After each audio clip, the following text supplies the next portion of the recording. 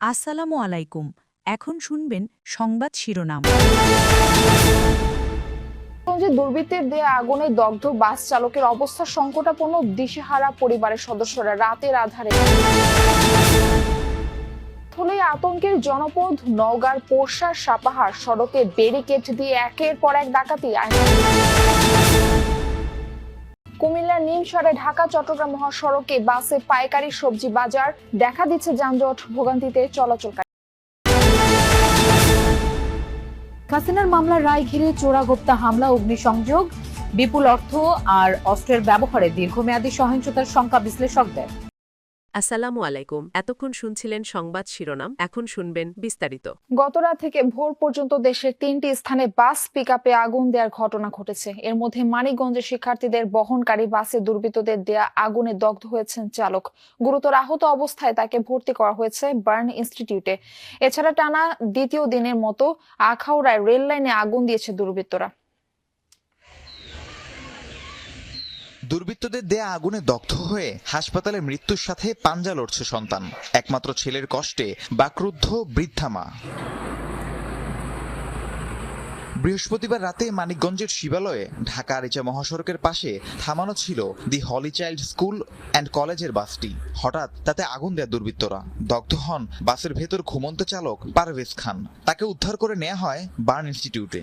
গাড়িতে ঘুমন্ত অবস্থায় ড্রাইভার ছিল, সে অগ্নিদগ্ধ হয়। পরবর্তীতে মানিকগঞ্জ মেডিকেল থেকে তাকে রেফার করে বার্ন ইউনিট ঢাকায় তাকে রেফার করা হয়। আইসিইউতে আছে, 45% বার্ন হয়েছে। পরবর্তীতে আবার বলা হয়েছে যে 47% বার্ন হয়েছে। আপনার শ্বাসনালী পুড়ে গেছে, ফুসফুসও পুড়ে গেছে। দুই সন্তানের জনক পারভেজের বাড়ি সদরের বারাই ভিকরা গ্রামে। বাড়ি থেকে কর্মস্থল দূরে হওয়ায় মাঝে মধ্যেই বাসেই ঘুমিয়ে থাকতেন তিনি। গত রাতেও তেমনি বাসে রাত কাটানোর চিন্তা করেন, যা কাল হয়ে দাঁড়ালো পারভেজের জন্য।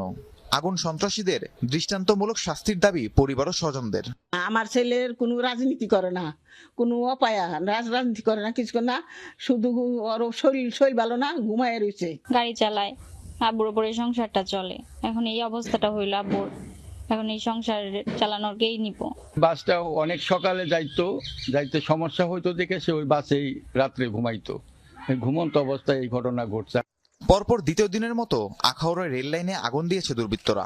বৃহস্পতিবার রাতে ভাতশালা রেলওয়ে স্টেশন এলাকায় দুর্বৃত্তরা রেল লাইনের উপর টায়ার ও কাঠে পেট্রোল ঢেলে আগুন ধরিয়ে দেয়। রেল লাইনে আগুনের ঘটনায় কোনো ক্ষয়ক্ষতি হয়নি, রেল শিডিউলেও বিঘ্ন ঘটেনি। তবে নিরাপত্তার পরও একের পর এক অগ্নিসংযোগ হচ্ছে কিভাবে, সেই প্রশ্নের উত্তর খুঁজছেন সংশ্লিষ্টরা। আমাদের যে সংশ্লিষ্ট বিভাগ, নিরাপত্তা বাহিনী এবং জিআরপি এবং আরও যে আমাদের সাথে যে পিডব্লিউআইডব্লিউর সংশ্লিষ্ট যারা আছে, সবাই সতর্ক থাকাতে খুব দ্রুত আমরা এই বিষয়ে ব্যবস্থা নিতে পেরেছি। আশুগঞ্জ থেকে শায়েস্তাগঞ্জ পর্যন্ত ডিউটি। আমার তো ওইখানে দ্রুত গতিতে আমার তো যাওয়া সম্ভব না, কারণ আমার তো এক জায়গায় না। যদি এক জায়গায় থাকতো তাহলে আমি তাড়াতাড়ি যেতে পারতাম। শুক্রবার ভোরে আশুলিয়ার সরকার মার্কেট এলাকায় সড়কের পাশে রাখা একটি পিকআপে আগুন দেয় দুর্বৃত্তরা। বরগুনার আমতলীর বাধাঘাট চৌরাস্তা এলাকায় রাতের আধারে দুর্বৃত্তদের দেয়া আগুনে পুড়েছে যাত্রীবাহী একটি বাস। রাহিম সারোয়ার, যমুনা নিউজ।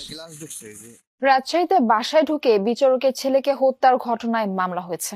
এ ঘটনায় আহত বিচারকের স্ত্রীর অবস্থার শঙ্কামুক্ত। দুপুরে ঘাতক লিমন মিয়াকে আসামি করে নগরীর রাজপাড়া থানায় মামলাটি করেন বিচারক আব্দুর রহমান। এর আগে বৃহস্পতিবার বিকেলে 3:30টার দিকে নগরীর ডাবতলা এলাকায় বিচারক আব্দুর রহমানের বাসায় এই ঘটনা ঘটে। পুলিশ জানায়, পরিবারের পূর্ব পরিচিত লিমন নামের এক যুবক বাসায় ঢুকে কিছুক্ষণ পরেই বিচারকের 9ম শ্রেণী পড়ুয়া ছেলেকে তৌসিফ রহমান সুমনের উপর হামলা চালায়। বাধা দিতে গেলে আহত হন বিচারকের স্ত্রী তাসমিন নাহার। আহত হয় লিমনও। এক পর্যায়ে সুমনকে দেশীয় অস্ত্র দিয়ে কুপিয়ে হত্যা করে লিমন। পরে পুলিশ গিয়ে বিচারকের আহত স্ত্রী ও হামলাকারীকে হাসপাতালে নিয়ে যায়। পুলিশ জানায়, লিমন মাঝে মাঝে পরিবারটির কাছে থেকে টাকা পয়সা চাইতো। এই নিয়ে বিচারকের স্ত্রী লিমনের বিরুদ্ধে সিলেটের জালালাবাদ থানায় জিডিও করেছিলেন। সম্প্রতি সিলেট থেকে রাজশাহীতে বদলি হন বিচারক আব্দুর রহমান। এদিকে হত্যার ঘটনায় দোষী সাব্যস্ত হলে লিমনের উপযুক্ত শাস্তির দাবি জানিয়েছেন গাইবান্ধার বসবাসরত তার মা বাবা। রাজধানীর জাতীয় ঈদগাহ মাঠের পাশে খণ্ডিত অবস্থায় উদ্ধার করা আশরাফুল হকের রংপুরের বাড়িতে চলছে শোকের মাতম। পরিবার তো বটেই, এলাকাবাসীও শোকাহত। ঘটনার সংশ্লিষ্ট একটি ফোনের রেকর্ড এসেছে যমুনা টেলিভিশনের হাতে, যেখানে শোনা যায় তার সাথে যাওয়া বন্ধু জরেজ মিয়ার অসংলগ্ন কথাবার্তা। এই ঘটনায় আশরাফুলের বন্ধু জরেজকে আসামি করে শাহবাগ থানায় মামলা করেছে নিহতের পরিবার। বৃহস্পতিবার সন্ধ্যায় রাজধানীর জাতীয় ঈদগাহ মাঠের পাশের সড়কে এক ব্যক্তির খণ্ডিত মরদেহ উদ্ধার করে পুলিশ। প্রযুক্তির সহযোগিতায় মেলে পরিচয়। তিনি রংপুরের বদরগঞ্জের গোপালপুর ইউনিয়নের নয়াপাড়া গ্রামের আব্দুর রশিদের পুত্র আশরাফুল হক, পেশায় কাঁচামাল আমদানিকারক। স্বজনরা জানান, মঙ্গলবার রাত 9টায় বন্ধু পাশের গ্রামের জরেজকে নিয়ে ঢাকা যান আশরাফুল। এরপরই তার ফোন বন্ধ। অনেক চেষ্টা করেও তার সাথে যোগাযোগ করতে না পেরে জরেজের সাথে যোগাযোগ করে নিহতের পরিবার। তখন নিহত আশরাফুলের ফোনটি ছিল জরেজের সাথে। আশরাফুলের বোনের সাথে কথোপকথনের একটি অডিও রেকর্ড এসেছে যমুনা টেলিভিশনের হাতে। তাতে দেখা যায় অসংলগ্ন কথা বলছেন জরেজ। একসাথে যে গেছেন ভাই, আমার বাড়ি থেকে সব কইলো একসাথে তো গেছি। তোমরা কইলেন আমি একবার কছেন ডাস্টবিনত বলে ফোন করি পাইছেন, ফির একবার কছেন আরে মাগো মা পাগল হয়ে গেলাম। এই কেসটা এখন ধরে যাওয়াটাই দোষ আমার। একবার বলতেছে তোর ভাই চট্টগ্রামে, একবার বলতেছে তোর ভাইয়ের সঙ্গে কালকে কথা হয়েছে আর কথা হয় নাই, আরেকবার বলতে আমি বললাম যে ফোনটা কেন আপনার হাতে, আমার ভাইয়ের ফোন আপনার হাতে কেন? তো করছে যে তোর ভাই আমার হাতে ফোনটা দিয়ে গেছে। জরেজ মালয়েশিয়া প্রবাসী, কিছুদিন আগে দেশে এসেছেন। বন্ধুত্বের সূত্রে জরেজ জাপান যাওয়ার জন্য 20 লাখ টাকা ধার চায় আশরাফুলের কাছে। সেই টাকা দিতেই ঢাকায় যাওয়া। তার মৃত্যুর জন্য জরেজকেই দুষছেন স্বজনরা।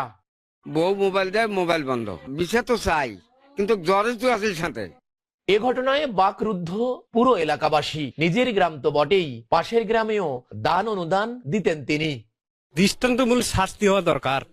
এরকম লোক এই এলাকাত মনে করেন সবারই উপকার করে। যে উয়ার অন্যায় করছে তার শাস্তি পাওয়া দরকার। সরকার মাঝারুল মান্নান, যমুনা নিউজ, রংপুর।